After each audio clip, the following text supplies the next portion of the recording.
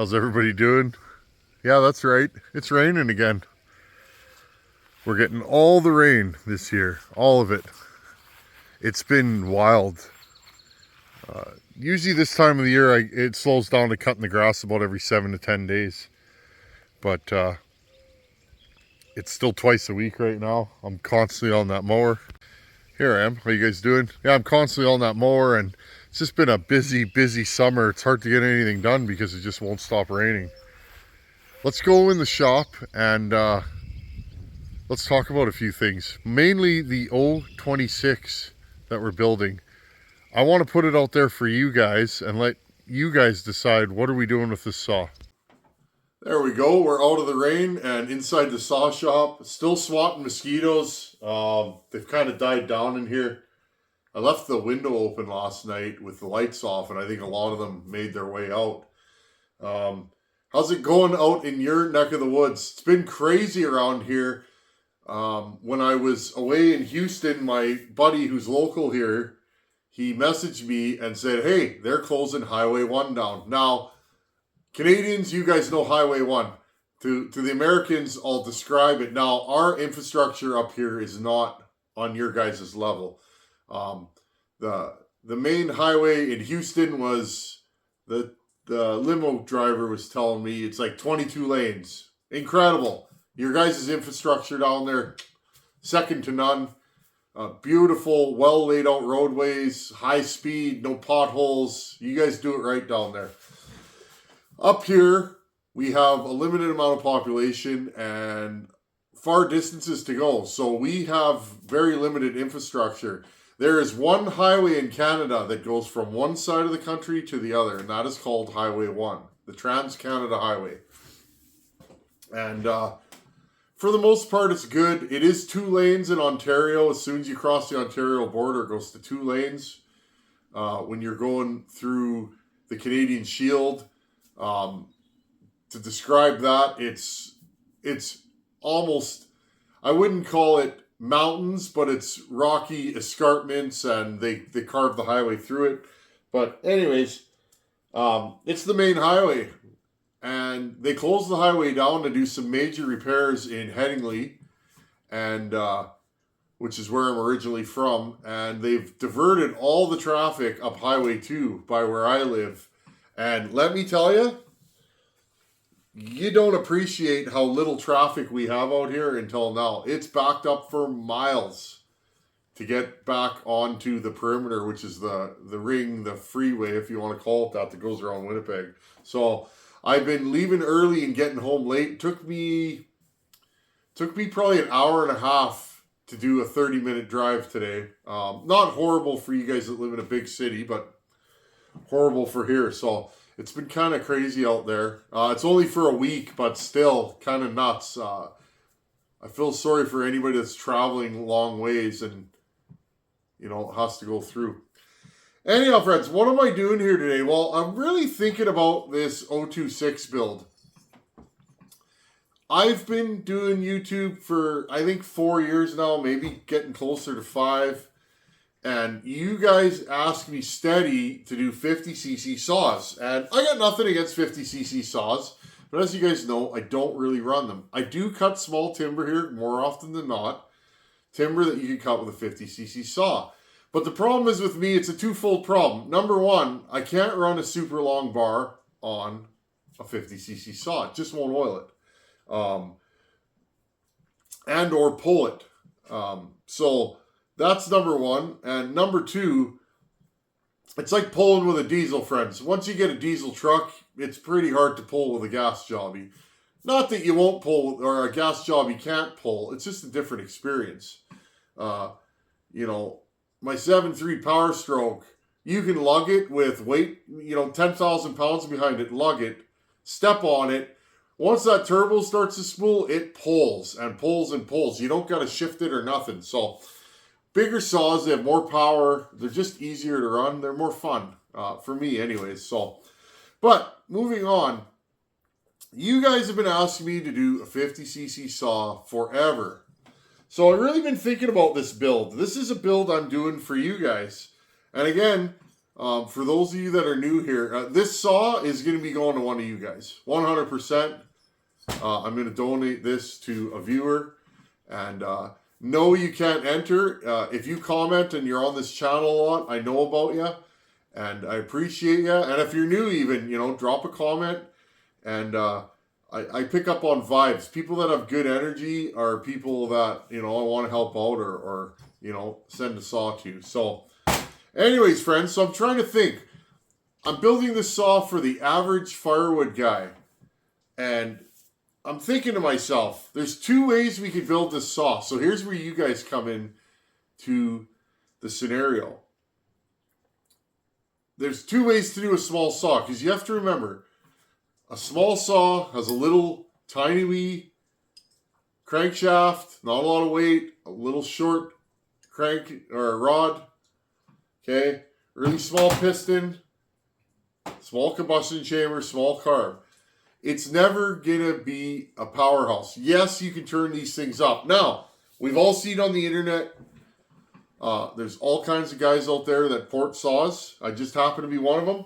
And guys build some really, really turned up 50cc saws. Now, and I'm talking out loud with you guys because I get asked all the time, how do I decide where I'm going with my builds? Well, part of it is previous experience with saws. Part of it is who's going to be running the saw or what's the saw going to be doing. And the other part is what can I physically do with the saw? So we all see guys running, tuned up, really nasty 50cc saws. And that's fun. It's giggly, looks great on camera. It really shows off your skills. The problem is with that, friends, and I'll be honest, the average firewood guy is typically doesn't have the sharpest chain. He may not, maintain his saws the best. Like this. Friends, this is a firewood saw. You guys see how filthy this is? That's your typical Manitoba blown up firewood saw. Run hard, put away dirty, never cleaned, less than sharp chain on it all times. So, as much as it's fun to build a hot rod, if I build a hot rod and I send it to a feller, he might blow it up right away. Remember, more power, more heat. More heat, less tolerance for a dull chain. That's 100%, friends. If you are new at saws, work on your chains. Don't worry about the saw. Learn how to file a chain. When you get a chain that cuts, it will make running saw incredible. So, I've been thinking back and forth, what should I do with this saw? And I think all of the saws in this series, my series on auction saws, you guys have seen all of them. I got the 026 that we're working on right now. I'll grab one of the other saws. Just hold on here, guys. Okay.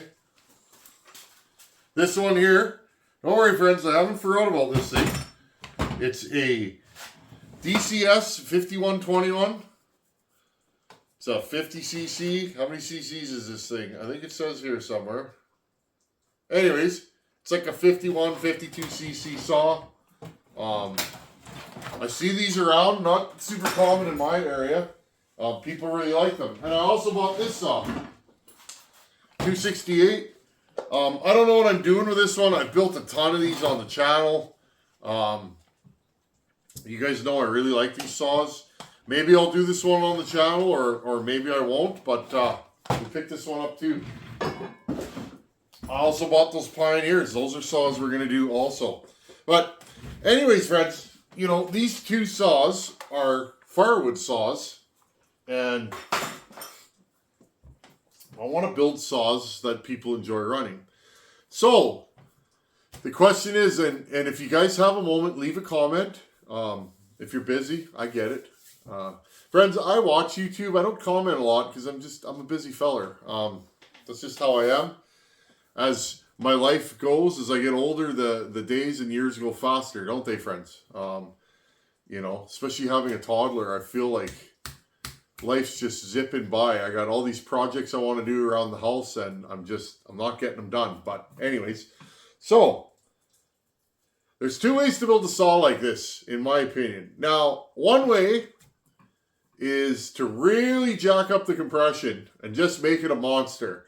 Now, as much as that sounds like fun, I'm not going to do that, friends, because compression is really hard on bearings, and it also makes a lot of heat. That's a fact.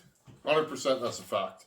So I don't want to do that. I want this saw to be an easy going, easy starting saw. So we'll get that out of our minds. I could slip this in the lathe and cut the base, and this combustion chamber is tiny. The squish band's really small. This is a beautiful piece here. I don't think it needs anything. So the other thing that we can do, friends, is I want you guys to decide. We can drop the cylinder a little bit, maybe do a base gasket delete. Make this the everyman build. Do a base gasket delete. Okay? Put a timing wheel on it and enhance what's there. Let's make it flow more air, give it a little more intake timing. Not so much that it's going to be hard to tune, hard to start, and eat a lot of fuel. Okay? We could widen the exhaust but not raise it and just make it a gruntier, stronger saw that runs better, that pulls harder. Okay? Because again, these kinds of saws don't have a lot of torque on their side. So if you're going to build one of these, you're almost better off to leave your exhaust height alone, or maybe raise it a degree or two. The smaller the saw, the less tolerance it has for timing changes. Okay? The 394 I just ground on it. I raised the exhaust like 6 degrees on that. Does it matter? No. Does it pull chain? Oh, yeah. So, remember that. Smaller displacement saws, and you can revert to I'm making a timing handbook or whatever, or sorta. I can't remember what I called that video, but it's from a couple months ago. I'm writing a porting book, sorta, I think is what I called it. I gave you guys kind of a cheat sheet on how to port there, timing numbers wise, because people ask me that. Okay, so that's the first way we could do it. Same kind of build I did on Caleb's 460. I really didn't raise the exhaust roof there. I just accentuated what's there. And he's given me some reports, friends, and he really likes that saw. That's a totally different build than the first one I sent him. He really likes the first saw, but I think he's fallen in love with this one. But time will tell. The first saw has like 5 years of hard daily work on it and still running. That is a proven work saw build because it's still alive.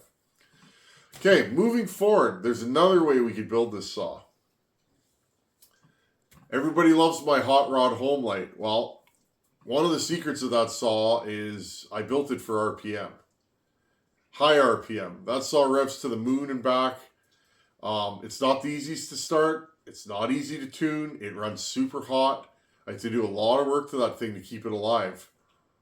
But that is the other school of thought. You take a small saw and you make it scream. Now, if you make this saw scream, you're not going to be able to dog it in and pull up on the handle. You're going to have to use finesse and a sharp chain. If you can do that, that high-speed saw will be nuts. But if you get into some bigger wood, you might have a harder time finessing that saw through. Okay? But if you're doing a lot of limbing and breaking down of treetops and hedge line work and stuff like that, a really, really fast orangutan saw, like a 550 XP or a 562, that may be the type of build you like. Or, like I said, if you're ordering logs and you just want to buck firewood and you want a lightweight saw, maybe do more of a grunt build. Or, friends, we could do a blend of in between. So, before we really get into the nuts and bolts of this saw, I have the crankcases cleaning right now in the ultrasonic. Maybe we'll do another video on that. You guys really enjoyed it the first time.